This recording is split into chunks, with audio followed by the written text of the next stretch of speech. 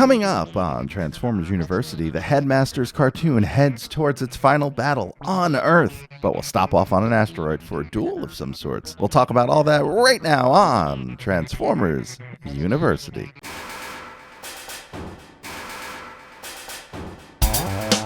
Hello, my friend, and welcome to Transformers University, episode number 144. I am your host, Anthony Brucali, owner-operator, madman behind TFU.INFO, the website, the Toy Archive, this podcast, TFU News and Views podcast, and oh so much more. And I want to welcome you as we finally wrap up the Headmasters cartoon. Now, these are the final 3 new episodes. There are some episodes that come after this that I will not cover. One, just because I can't find them, and 2, because they're clip shows. So they just cover things that have happened in previous series, and then within this series, there's no new content there. So we're only going to talk about the new content. So we're going to wrap up with the final 3 episodes, 33, 34, 35, of the Headmasters cartoon. Now, before we get into that show, do want to invite you to come join the Patreon, patreon.com/TFU.INFO. You've heard me say it before. That's a great place to hang out and get a little bit of what's going on in my head a lot of the time. I try to post to the patrons every day, every other day when I can. And I will say that it is just a good time. I just wrote a whole thing on the final episode of Season 2 of the reboot of Night Court. If you like Night Court like I like Night Court, you'll want to check that out. And we cover all sorts of things. And there's all sorts of exclusives. Hey, there's an exclusive sneak peek right now of an unreleased Transformers figure from the Kingdom line, a beast fossilizer, I should say, a fossilizer figure, a saber-toothed tiger that was shown in the art, never actually made it to production.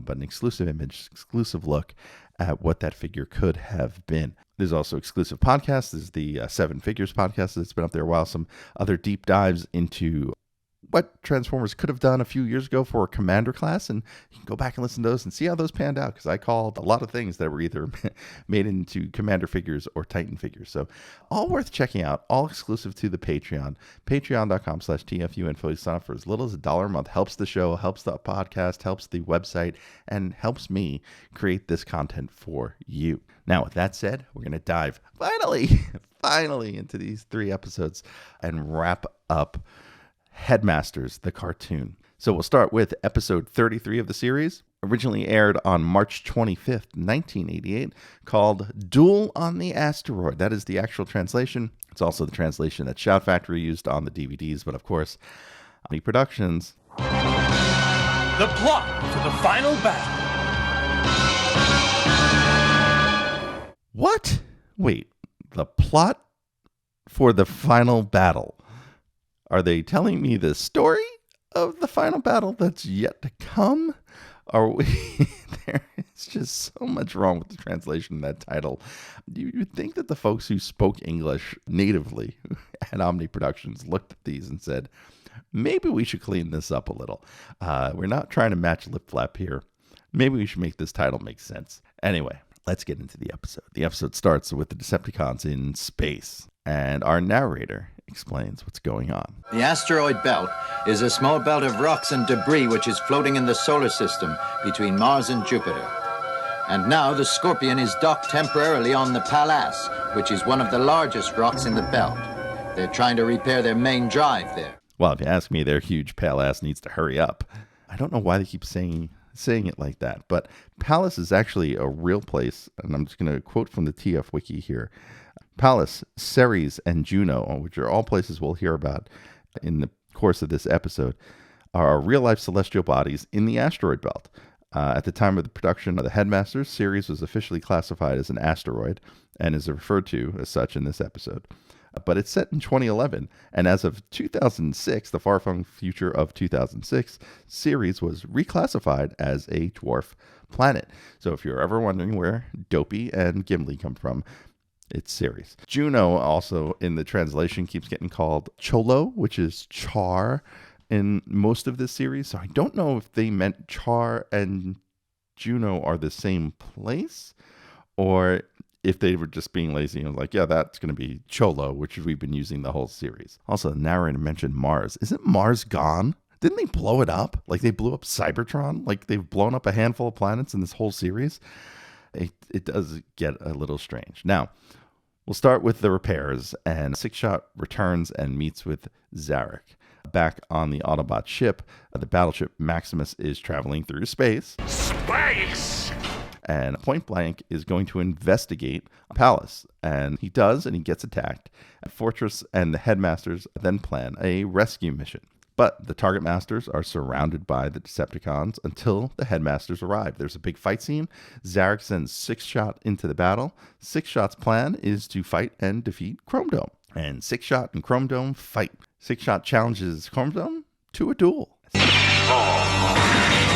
Chrome Dome, you're not bad. I would like to have a duel with you.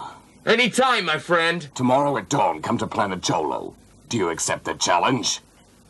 Well then, are you scared? Of course I'm not. I accept your challenge. That's what I call a real warrior. You and I will have a real fight. Remember, tomorrow dawn, Jolo. So what I think we've got on our hands is a heavy metal war.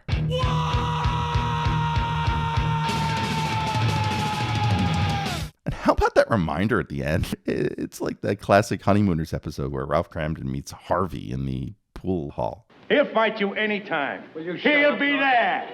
Roger, shut up. So you want to fight me some other time, huh? All right, wise guy. Meet me at 8 o'clock at Kelsey's gym Friday night. We will be there. Just make sure that you show up. Don't worry, I'll be there. And if you don't show up, I'll come get you. Where do you live? 328 Chauncey Street. All right, don't forget, Friday night, Kelsey's gym. Come on, George, I want to go home and punch the bag a little. Okay, Harvey. And just remember, if you don't show up, I'll come get you.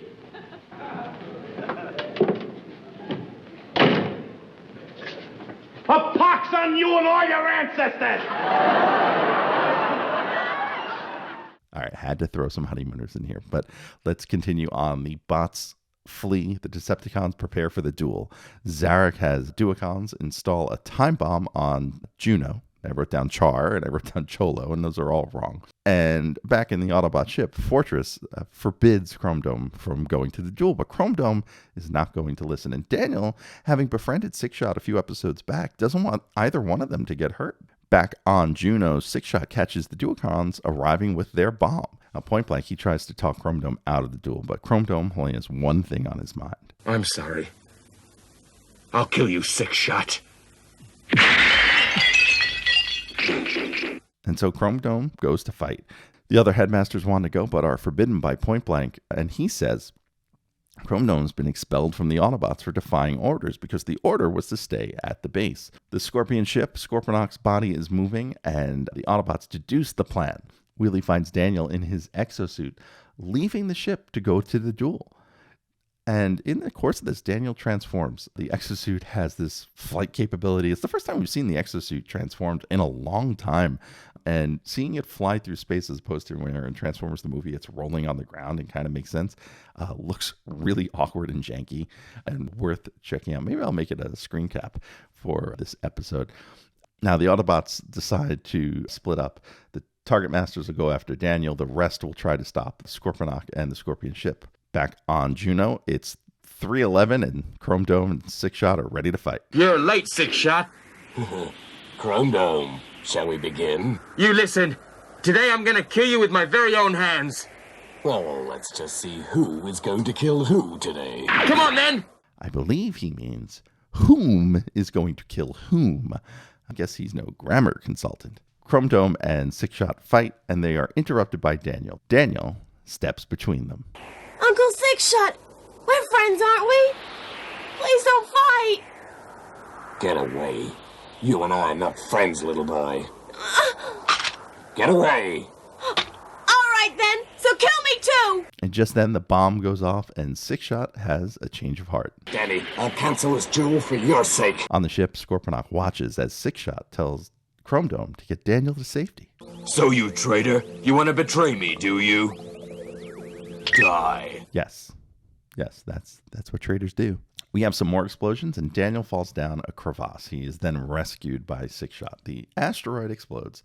Chrome Dome and Daniel find Point Blank. Six Shot dies, I think, and Daniel is sad. Uncle Six Shot. Uncle Six Shot! I didn't know Daniel and Six Shot were related. The Autobots return to base, and Chrome Dome rejoins the Autobots officially, and Daniel is worried. Hey, Danny, what's the matter, eh? Well, I'm quite worried about Uncle Six Shot. Come on, Danny. He's a very tough man. Don't worry about him. He won't die easily, that's for sure. That's great! And that's where we wrap, heading into the final two-parter. You know, I'm starting to wonder how I haven't noticed this theme. Like, I joke about planets blowing up, but it feels like that's all this series does is just blow up other planets. And will we blow up more? Well, we're going to head into the final two-parter. We'll have to wait and find out right after this. Hey, want to help out this podcast or the website TFU.INFO? There's a number of ways you can do it. Let me tell you how. You can help us directly by joining our Patreon and enrolling as a student at Transformers University. There, you'll get early access to the podcast as well as exclusive behind-the-scenes peeks and perks for as little as $1 a month. Sign up is quick and easy. Just swing on by to www.patreon.com/TFU.INFO. Another way you can help us is by using our Amazon link, www.tfu.info/Amazon. Type that into your browser whenever you want to shop at Amazon, and a portion of what you spend will be contributed back to us. It's that easy. Finally, you don't become the world's longest running transforming toy archive without some help from other fans. We're always on the hunt for photos of figures and accessories we're missing from our pages. If you'd like to contribute, go to tfu.info/help for a list of what we need, or send an email to info@tfu.info. tfu.info, the Alpha Trion and Omega Prime of transforming toys. Now, back to the show. All right, so that takes us to the first part of the two-part finale of the series, episode 34. Original air date, also March 25th, 1988. It was a double feature that day. It is called The Final Showdown on Earth, Part 1. This is also the Shout Factory title. And, of course, Omni Productions got close. The last battle on Earth, Part 1. And we'll start with our narrator. The Decepticons are trying to destroy the Earth so that they can obtain the atomic power. In order to stop Scorponok's evil plans, the Autobot spaceship is following close behind on the journey to Earth. Something unbelievable happened at an ancient theater in Athens. In Athens, a rocket rises out of the ground with Pounce and Wingspan clearly part of this somehow. The rocket heads to space and deploys a satellite. In the oceans, Predaking and Bruticus rise up from the water and attack a cruise ship. And they attack it in a way where people are falling off, like a scene from Titanic, and clearly die. And then Predaking takes the ship and tosses it to another part of the water, and it sinks. Elsewhere, Spike and Carly get the news from a really strange, generic Autobot. He's white and orange and has a face and no assemblage of an alt mode. And Spike decides to send in the Throttlebots, the clones, and the Protectobots to stop the attacks in Europe. Meanwhile, the battleship Maximus races towards Earth. The Headmaster Autobots question Chrome Dome's relationship with Point Blank. Come on, tell the truth. You're pretty friendly with Point Blank, aren't you? He must have converted you with his silver tongue back on planet Jolo, is that it? You know, I don't know how we haven't shipped that earlier. I'm not one for shipping, but going by that translation, maybe we should start shipping Chrome Dome and Point Blank. Meanwhile, on Earth, Metroplex reports of the Decepticon attacks as Battleship Maximus enters the atmosphere. We find out Six Shot has stowed away on the side of the ship. So I guess he's not dead. On Earth, the Protectobots drove to Australia. I'm not sure how they got to Australia that quickly. Helicopters don't fly that far. And there's another strange metal spire that has risen from the ground.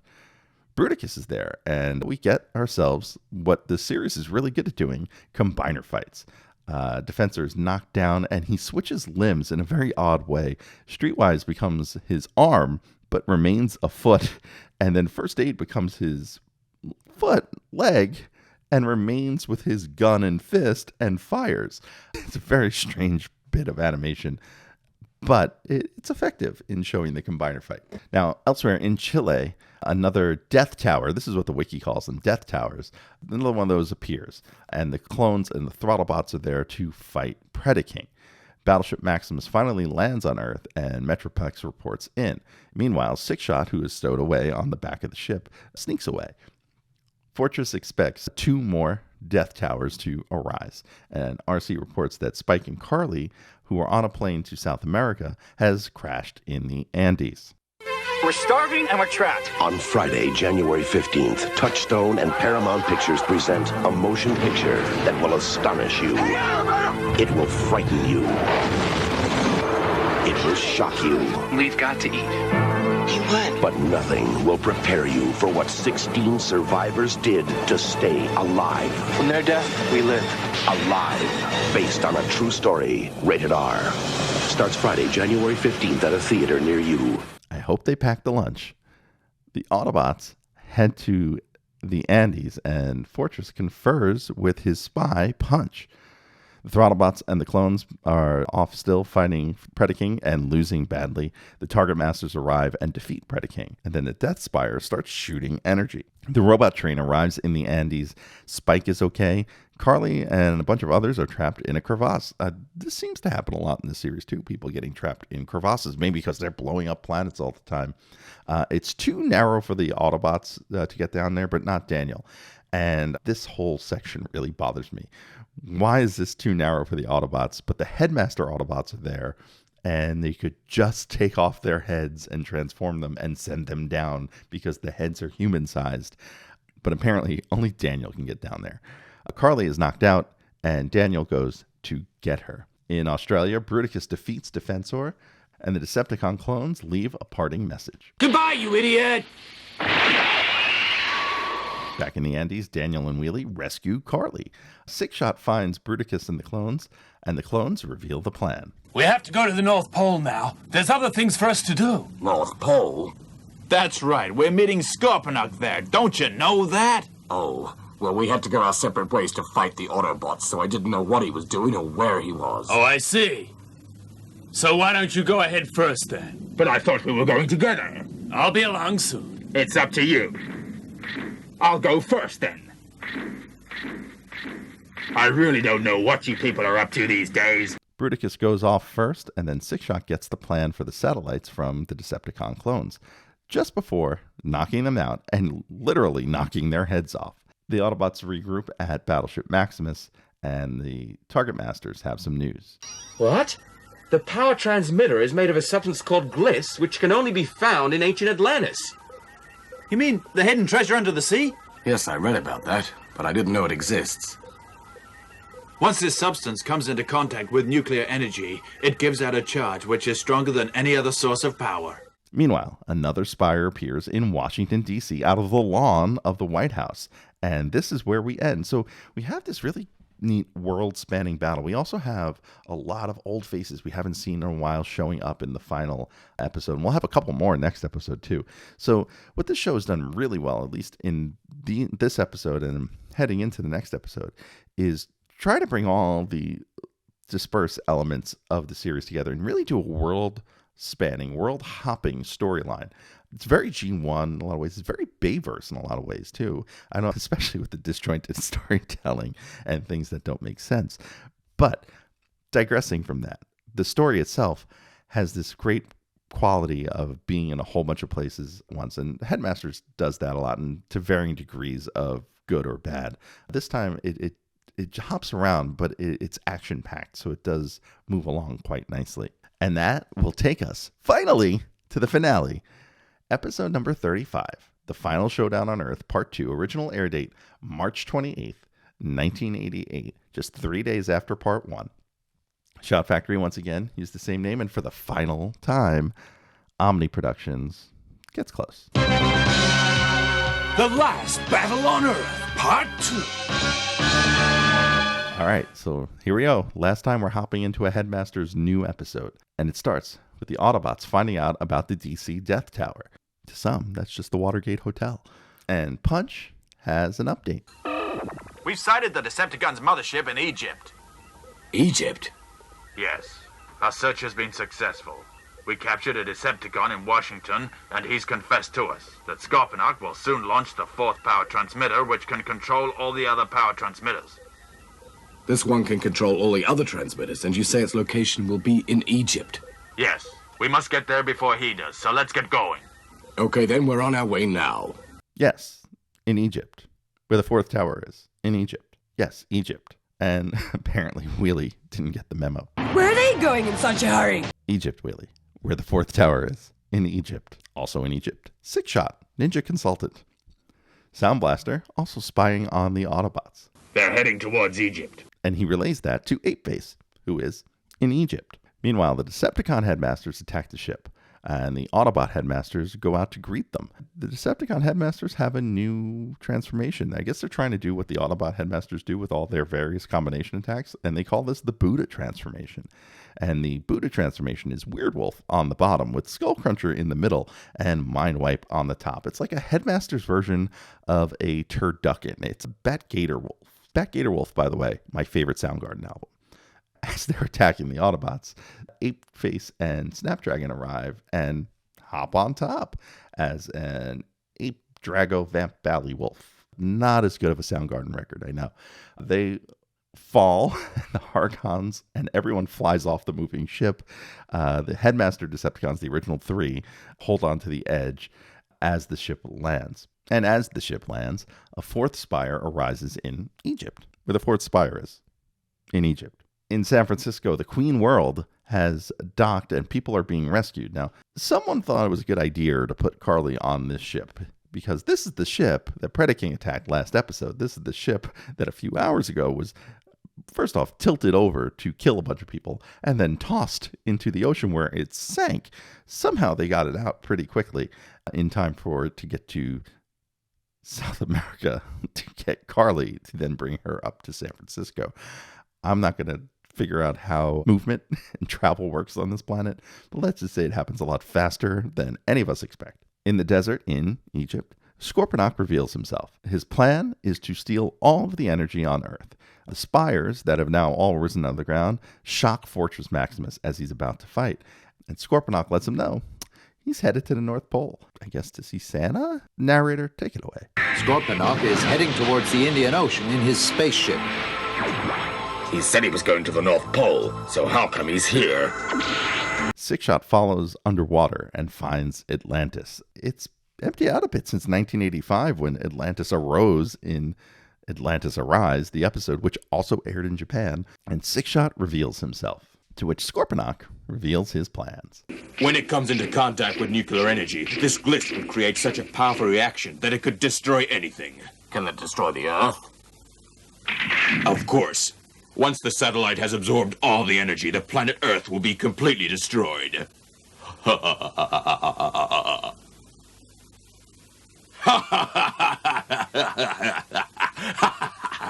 must leave now, my lord. I just came in to see how you were. Don't think you can leave now that you know my secret.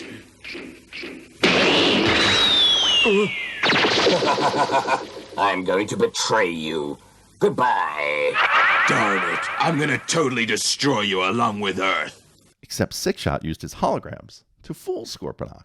And just then, the Death Spires erupt. As predicted, more power transmitters were discovered in other areas of the Earth. 5 transmitters have been found in the North Pole.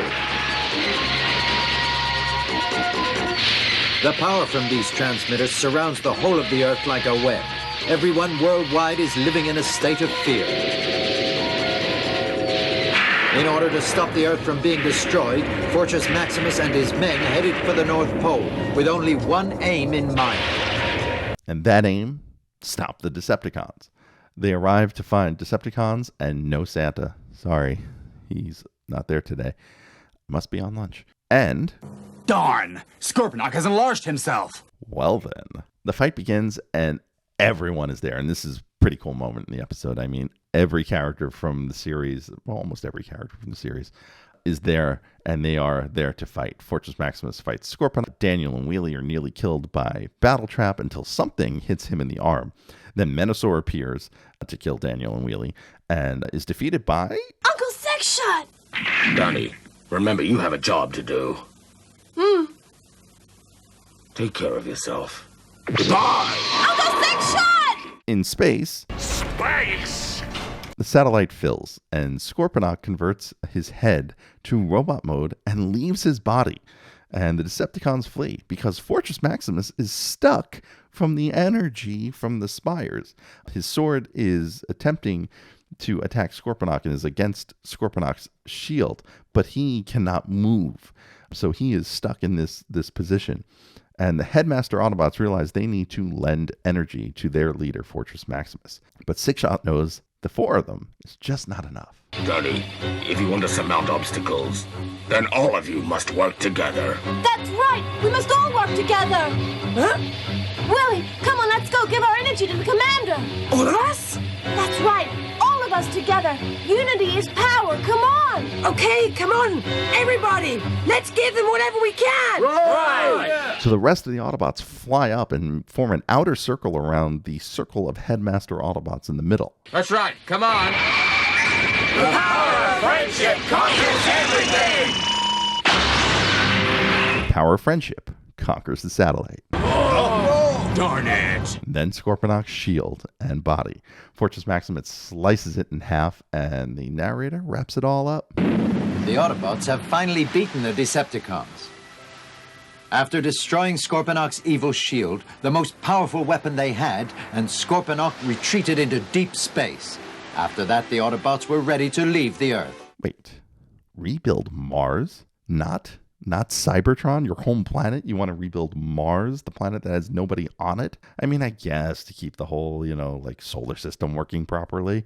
But then do you want to go back and rebuild Cybertron? Because it's kind of important to you guys, isn't it? But from there, Fortress Maximus and his Autobots fly off into the sunset. The end. And so that wraps up not just these 3 episodes of the Headmasters series, but the entire series itself. That is the series finale. That is the final new episode. And I would say, the overall payoff, the first time I watched this through, I don't know if I just wasn't paying attention enough. I did not like this last episode. I felt like we went a long way for Fortress Maximus to just slice Scorponok's body in half. So, in some ways, it felt like we're playing a long game to get to a very kind of weak conclusion. And overall, yeah, it is a weak conclusion, right? Because we had multiple planets blown up, and then ultimately we ended with just the Scorponok body being cut in half, and that's our payment for multiple planets blowing up, and Optimus dying again, Ultra Magnus dying, Galvatron dying. Poor beast formers all getting killed along the way. I feel like there's a lot of things there that we had a lot of build up and a lot of major things happen, and then this is kind of a weak ending. On the flip side of that, the final battle was really well done. The final battle of everyone just fighting in this kind of all-out war situation at the very end was a great watch, and some really beautiful animation in the process there. Now, there are some redeemable qualities to the series, some really good character arcs from places that you wouldn't expect, from characters you wouldn't expect, such as Sixshot. I think Sixshot's the star here overall. He goes from being, the ninja consultant, we joke about it, but he shows up as this mercenary and plays this role of this evil mercenary and kills Autobots, kills Ultra Magnus, has a chance to kill Daniel and Chrome Dome, and we realize that he's kind of got a bit of a heart to him, and that there is more to him than something. Then he also shows up as this ultra powerful villain, right? And so he has this arc where it's it's not all about him being powerful, and that's pretty cool. And Daniel also has this arc of being a kid, and by the end of the series having to grow up, having to rescue his mom, having to diffuse the tensions between Sixshot and Chrome Dome. And those are some interesting beats that you don't normally see in earlier instances of the series. And finally, Chrome Dome being the hotshot leader of the Headmasters, and then giving into his anger and into his need for revenge, and then coming back and learning how to step away from that for the greater good. These are all really cool story arcs. I mean, everyone else is kind of Fortress is kind of just, I had to find the power and I led, and Scorponok is, I'm the evil, mustache twirling bad guy. Like, there's not a lot there. The Decepticon headmasters are all over the place. They're either goofy comic relief or homicidal maniacs. They're all over the place. Like, these three, Six-Shot Daniel, Chrome Dome, I think are really the most interesting and most resonating character arcs in the series. And of course, the show, for its flaws, and there are a lot of them, it does have some unique concepts. It brought the Beast Formers, the Battle Beasts, into the continuity. It's something I really would like to see explored more. I'm sure it is in various pieces of written fiction as we move along the history of the brand. I'm looking forward to seeing where those go. But having seen them in animation, seeing them as part of the Transformers universe is pretty neat. And then, I don't know, I would call this a unique concept. I'm not sure if I'm a fan of it, is the concept of the Transtector, and that the head is just a smaller part of the body, and that separate robot isn't like a human like it is in the West, where, we have the Nebulan or human alien, combining with the Autobot or Decepticon to work together, but just having it as a smaller version of the bigger, more powerful robot. I'm not a fan of that, I don't think, as a concept, but it is unique that it exists, and it is interesting to see how that is explored. And we'll see that a bit more explored when we get to our next series, which is Master Force. And I don't know a lot about Master Force. I've learned a lot along the way, but I've never watched it. And so, much like this series, you will be watching it along with me for the first time. And so that will wrap up this portion of the Transformers continuity. The Headmasters series, for all intents and purposes, is done. And we will be moving on. So where are we moving on to? You'll find out right after this. Thanks for listening to the show. Stick around to hear what's coming up next episode. But first, I want to fill you in on a few ways you can stay in touch with the show. Want to be on the show? Leave us a voicemail at 702-763-4838. That's 702-POD-4TFU. Or send an email to info@TFU.INFO. Be sure to catch us on Twitter at TFU_info and on Facebook and Instagram under the username TFU.INFO, all one word. Also, please subscribe to our YouTube channel, youtube.com/TFU.INFO, where we post all of our podcasts plus special video segments, reviews, and live coverage of Transformers-related events such as New York Toy Fair and New York Comic Con. I hope you enjoyed this episode. Please visit us at www.tfu.info, the world's longest-running transforming toy archive. And once again, I want to thank you for joining me on this journey through the Headmasters cartoon series. This wouldn't be possible without our patrons, our super seniors and seniors: Alex Mendoza, Jay Soups, Jacob Owen Lucha, Paul Heel, Eric Sire, John Forex Levengood, and Sean Hamilton. Thank you all for being a part of this show and for supporting the show the way you have. We're going to go back to toys next episode, but we're going to stay in Japan. Next time on the show, we're going to talk the Japanese toy line from 1988. What's new? What's different? You'll find out next time in episode 145 of Transformers University. Until then, I am your host, Anthony Bricali, owner, operator, madman behind TFU.INFO. Until next time, see ya.